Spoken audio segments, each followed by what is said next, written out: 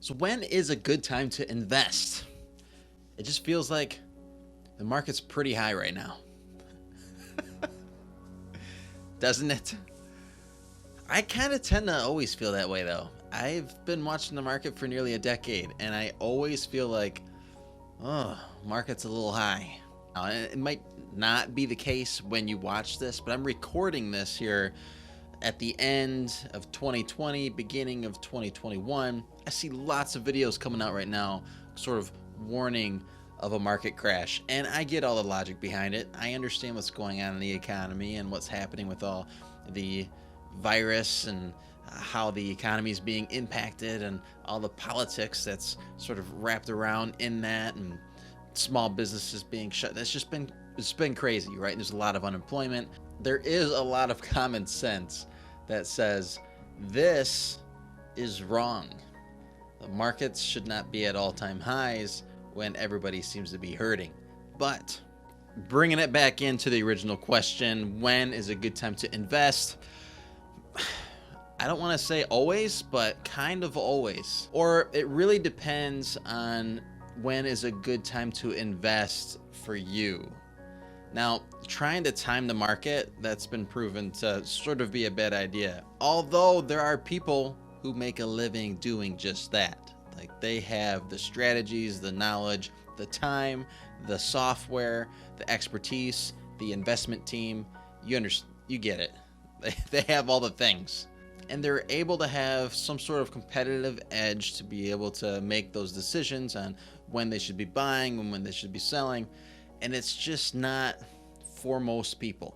There's been lots of studies, but the one I like was done recently by Fidelity. What they've done, they've assumed that you've taken a $10,000 chunk of money and invested it in the market starting in 1980. So now it's given us 41 years to be in the markets. And there has been an enormous amount of ups and downs throughout the market over the years. And I am positive that there's times in there that just felt like this is an all-time high. It's not making sense why we're so high right now, and you could really want to not be investing. However, when you're not putting your money to work and you set it aside, sure, you're protecting your money from a market loss, but you're also losing out on market gains. So I really like what Fidelity's done here, because they've shown when you put the money in and you let it go up and down and ride the waves of the market, even when it feels high, even when it doesn't seem right to be investing now, or even when the market's going down, you feel like you should be getting out. They say just putting it in and letting it ride, your account balance from 1980 till now would have equated $708,143. Now, the interesting part of this is that if you decided to pull your money out for only 5 days of the market, the 5 best up days. Mind you, this is including all those huge negative drops that happened in the market over those 40 years. Just by missing the 5 best days in the market, your account balance ends up less than $460,000. Those are the numbers that it blows my mind that we could miss out on so much just by missing 5 days in 40 years while experiencing all the bad days. So now, obviously, there's a lot of other factors involved. It really goes to show that market timing is, well, it's dangerous, because even if you accept all the really bad days, if you miss some of the really good days, then you can't make up for it. So if you try to time when you should be investing and you make a mistake by missing out on some of these best days, then there's no coming back. So market timing in general can have really big consequences. Now, that doesn't mean that you should just always be investing, because are you in the spot where you should be investing? There's a lot of self-awareness there and understanding where you're at, what sort of consequences there are if things don't go well for you in the markets, maybe in the time allotted. Everybody's situation is different. So When is a good time to invest really depends more on when is a good time to invest for you. Are you in a spot financially? Do you have certain goals that you're trying to meet? And do you understand the reason why you're looking to invest? Like, what is it you're trying to accomplish when you're putting your money somewhere to be growing or creating an income for you?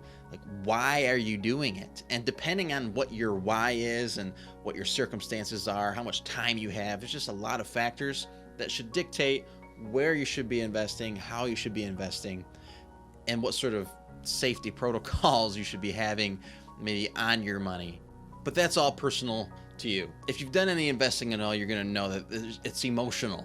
It's your money, it's your hard work. You may have saved this money over years of your life. And so it's emotional when things are, you're watching it, and if it's moving in the wrong direction, that's hard.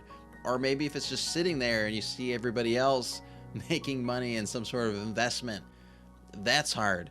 So there's fear and greed. Those are the two biggest emotions that can come in and crash the party. So how do you know when it's a good time for you to be investing? You just have to know where you're at in life, and you have to create a plan, have an understanding of where you should be investing, why you should be investing there, and what sort of fluctuations that you should be expecting while you're investing in those areas. CNN has this index that they've made that they call the fear and greed index. I would honestly argue that emotions is going to be a bigger factor in your investing than what the market's doing.